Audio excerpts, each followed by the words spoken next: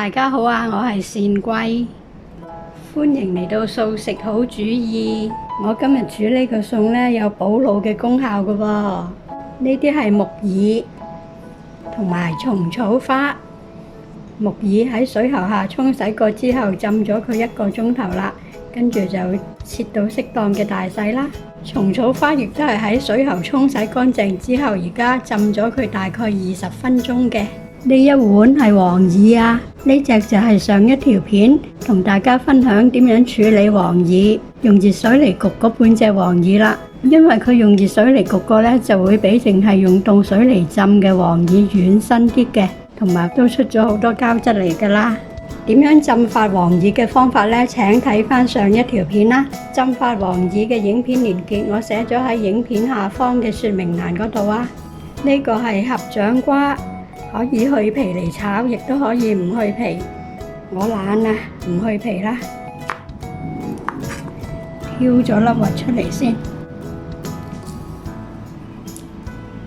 合掌瓜佢有啲潺嘅，要去皮呢都會係覺得黐手黐腳咁嘅，但係都有方法可以避免嘅。我以前有條影片係分享過點樣合掌瓜去皮又唔會話有啲潺出嚟嘅，影片嘅連結都係寫咗喺下邊說明欄。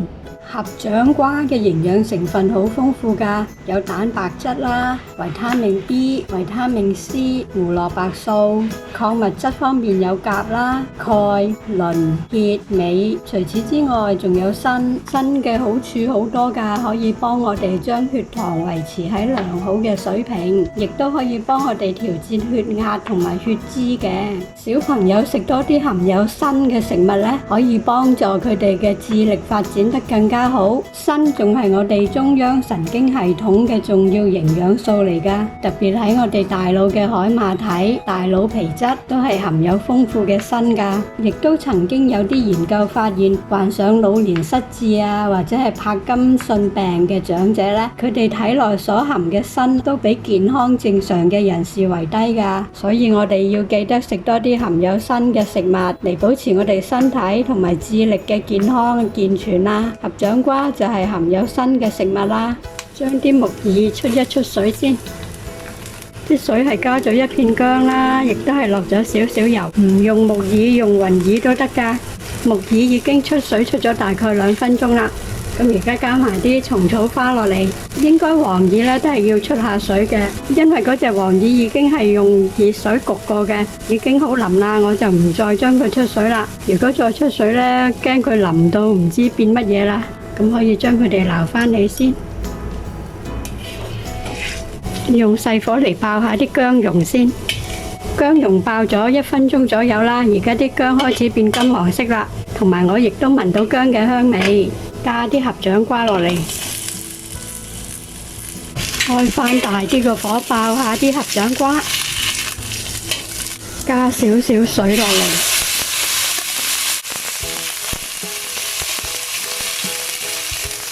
如果鍾意食爽口嘅話呢，將啲瓜再炒多佢3至4分鐘就得㗎啦。